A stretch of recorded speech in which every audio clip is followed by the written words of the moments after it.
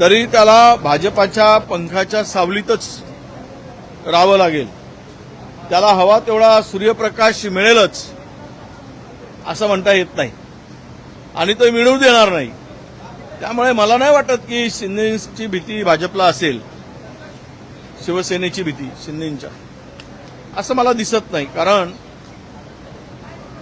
तसे आपण दोष कोणावर द्यायचा? कोणाच्या घरात जाऊन कोणी फोडत नाही. नैतिकता नीतिमत्ता जिथे संपली तिथे पक्षाची काय म्हणतात त्याला आता आयडिओलॉजीचा काही विषयच राहिला नाही.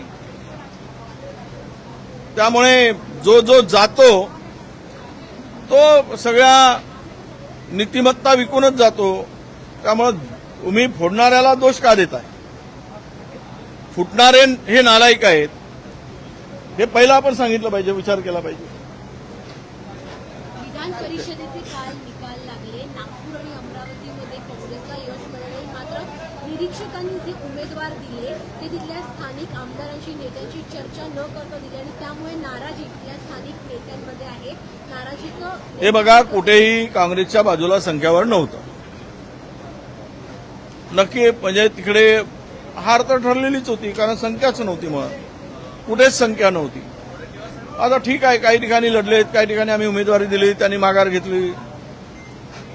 पण हे सगळं काही जे या विधान परिषदेच्या निवडणुकीमध्ये दिसलंय हे सगळं बघताना या सगळ्या निवडणुका पैशाच्या भरोश्यावरच फिरवल्या गेल्यात. प्रचंड पैशाचा वापर करूनच या निवडणुका जिंकल्या आहेत. कधी नव्हे एवढे 10-10, 12-12, 15-15 लाख रुपये या निवडणुकीमध्ये नगरसेवकांना मिळाले.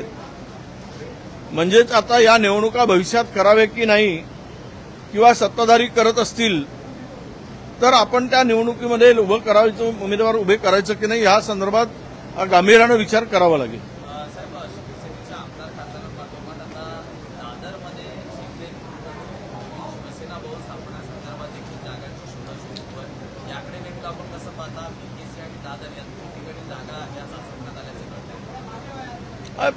असे मला या संदर्भात प्रश्न विचारण्यापेक्षा मी त्यांनी जागा कुठे शोधावी, कुठे शिवसेना नव्यानं भवन बांधावा, तो त्या पक्षाचा प्रश्न आहे.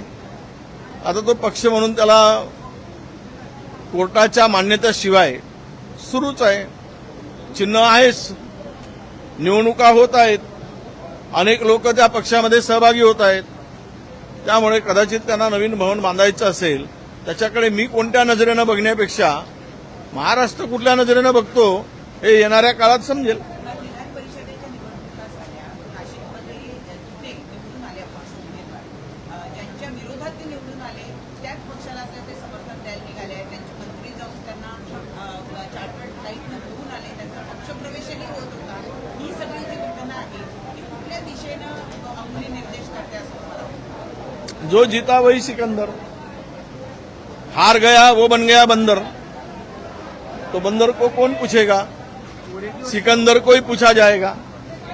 त्यामुळं सिकंदर जिथे आहे तिकडे सगळे धावतील. याला काही आता तुम्ही याला कुठल्या नजरेनं बघायचं ते बघा.